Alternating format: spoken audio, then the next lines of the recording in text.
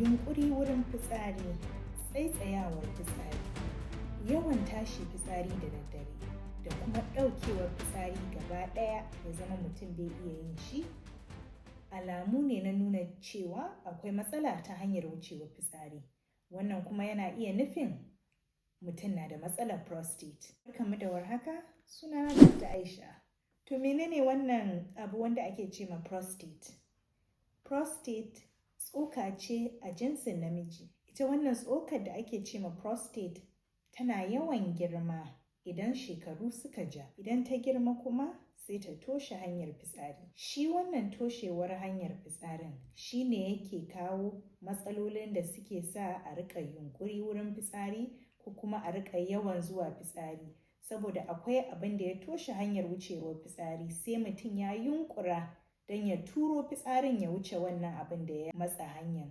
To baya ga toshe hanyar fitsarin idan ta ci gaba da girma abin da ke faruwa shine fitsarin nan wanda baya wucewa zai rika komawa sama ta can wurin ƙoda. Idan ƙoda ta sarrafa fitsari, fitsarin nan yana bi ta wani abu da ake ce ma ureter kafin ya shiga mara. Ita ureter ɗin nan ku tunaninta kamar tiyo wanda ke kai fitsari daga ƙoda zuwa mara. Bayan fitsari ya shiga mara sai ya bi ta hanyar wani ɗan ƙaramin abu shi ma kamar tiyo sai ya yi waje.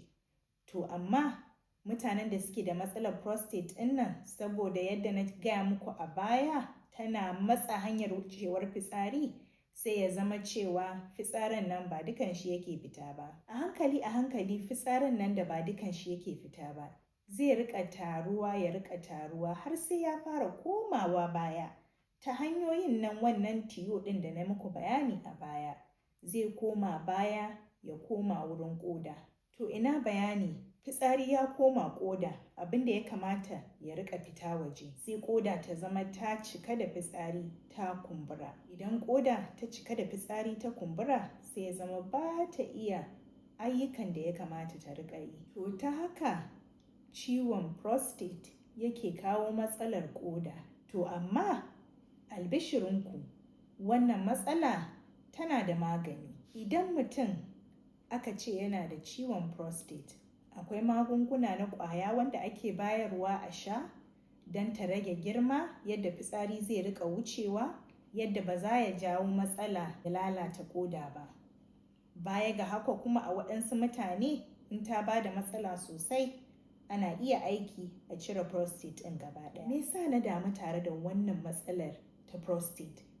Saboda cikin aiki na ga mutane da yawa waɗanda suka samu matsalar ƙoda saboda prostate. Matsalar ƙoda tana da wuyar sha'ani saboda ita ƙoda idan ta samu matsala sai dai a yi dashen ƙoda ko kuma a riƙa wankin ƙoda wanda ake ce ma dialysis. Kun ji bayanin da na yi yau. Na san duka mu masu kallon wannan saƙo muna da 'yan uwa da shekarunsu suka ja. Ya kamata mu yi musu faɗakarwa game da wannan al'amari. Idan suna da matsalar fitsari ya kamata mu garzaya mu kai su asibiti. Saƙona na yau shine game da ciwon prostate da yadda yake iya kawo matsalar ƙoda. Mu kula, mu tashi tsaye domin kula da lafiya.